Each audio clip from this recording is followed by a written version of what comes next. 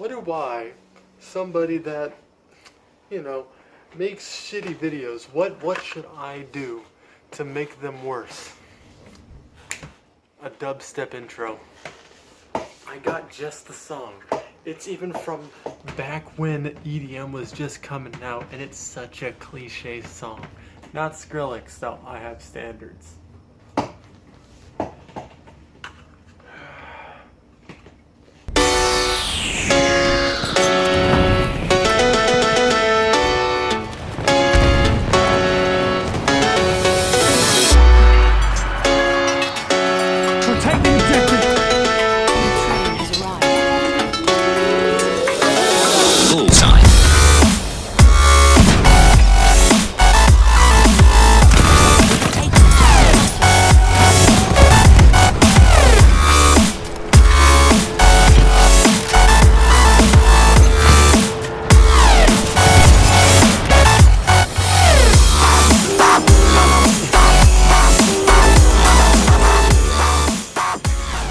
Man, I've been waiting for fucking ever to get to this game, and it took me forever to figure out a way to do this game justice that also shows its flaws, because it wouldn't be a video by me without some unneeded criticism. Wow, a game you're gonna praise? What is this, some kind of circle jerk or something?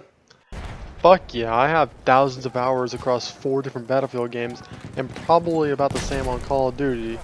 And let me tell you which one innovates, which one gives players freedom, and which one is what other FPS games should look up to and be more like. Titanfall.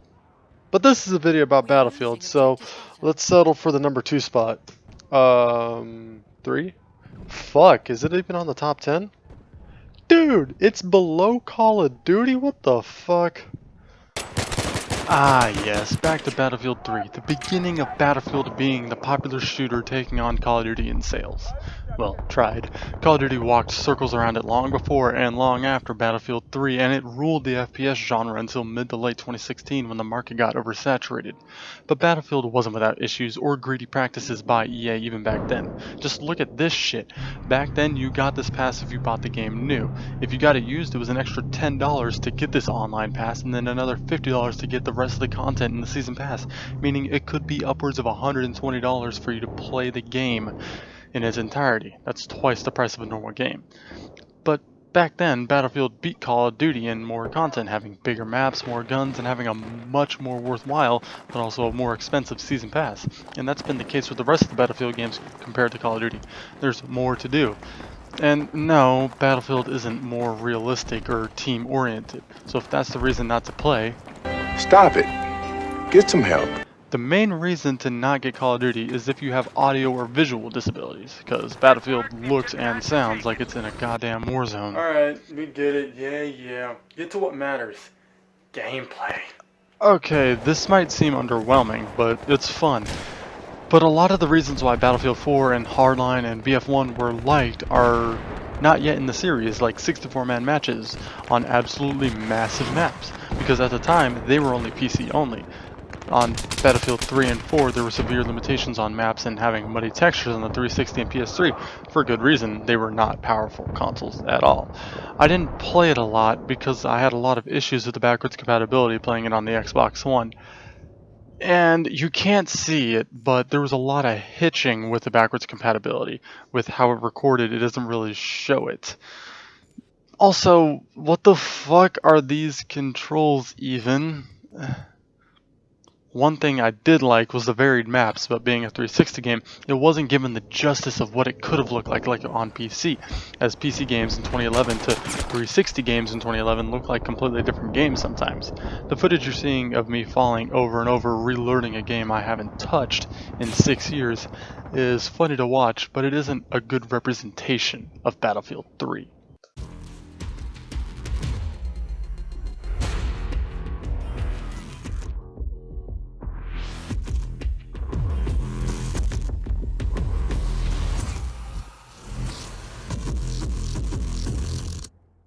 I have more hours in Battlefield 4 across 2 platforms than any other game, spending almost $200 across both on this game, getting the game twice and premium twice at almost full price. This is the game that made me fall in love with the series again after first playing Battlefield 2 as a kid. And let me tell you something, after returning for 8 hours, I can safely say that Battlefield 4 was one of the most diverse games in the series. In the most diverse ways that piss you off. You got snipers camping the edge of maps, cocksuckers and little birds that are level 7 but having 800 hours in that vehicle alone, lock-on weapons, shotguns feeling overly weak unless you're on Metro and Locker. Oh, and speaking of those maps, fuck Metro and fuck Locker. They are very linear maps on a roughly straight line, and it's as bad as it sounds. Battlefield 4 did something that no other game of this decade did. It survived what was the worst launch of a multiplayer game in forever. And not only did the game get fixed, its player base ended up growing and surpassing launch numbers, and it had record high premium sales compared to previous Battlefield games. How?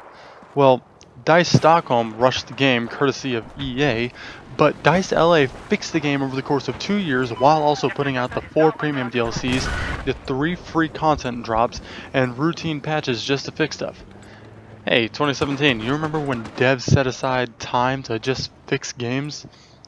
Oh, fuck, I remember that. Doc's cold hard nips.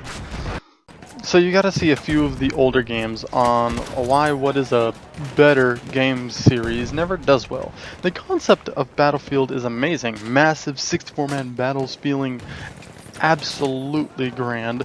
Gunplay feels amazing, and the 4 core classes synchronize well. It's just often executed poorly, whether a game is plagued by balance issues from launch that are never fixed, launching as an absolutely broken mess, or trying to reinvent the wheel. Battlefield never hit its stride, and it was never a game that you could instantly get into like Call of Duty. And it's even truer for Battlefield 1. You don't unlock things based on performance, you get war bonds after each level. And then you can go buy a gun, but which gun? Look at this shit. Okay, Slug makes sense, but what's the Hunter? If you're confused, this chart may be of some help, but the game should tell me trench guns are good for close range, and Hunter makes sometimes longer range things work, but what the fuck is backboard? These aren't inherently self-explanatory, and even the description doesn't help entirely because factory and Hunter versions of the Model 10A feel identical in all but extreme circumstances. And don't get me started on specializations. This game should have been more streamlined, but it often feels overwhelming or just confusing, at least when picking a gun. After that, you're fine and you get into the gameplay, and that sexy next-gen Frostbite. Much more photorealism and subtle effects you hardly notice, but just add to the atmosphere. So, you went through the process of picking a gun for a class, but which class might work for you? Well, Assault is meant to kill people, kill tanks, and kill buildings, and Fucking kill! it does it well. Medics can heal or revive, or if you're a dick, neglect your team and have rifle grenades, you dick.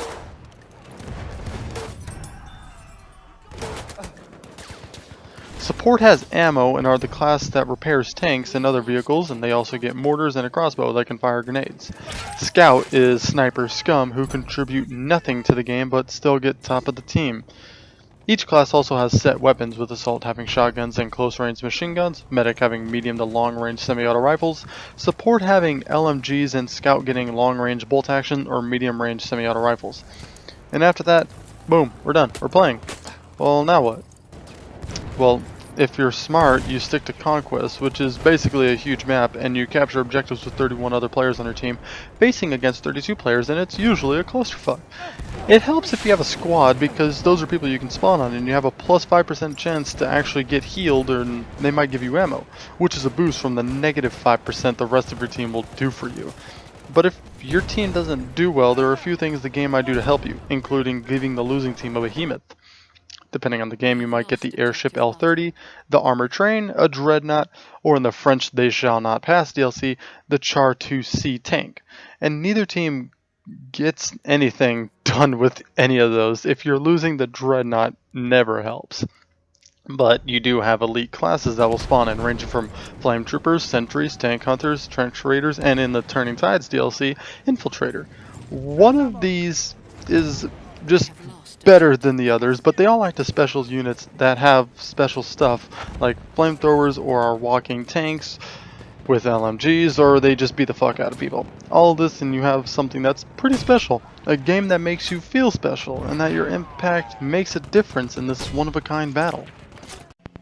Cut the shit. You know, there's a lot of bullshit in every Battlefield game, and don't you sugarcoat it. Okay, Battlefield is hardly fair. It's balanced, but it's balanced if it's one-on-one, but it's never one-on-one. It's 1-on-16 and a tank. Many times you'll rush an objective and you'll just get fucked. Shit happens. Just learn to spot people and you might stand a chance. Maybe. Probably not. What else am I missing? The Hellregal. It's killed too many.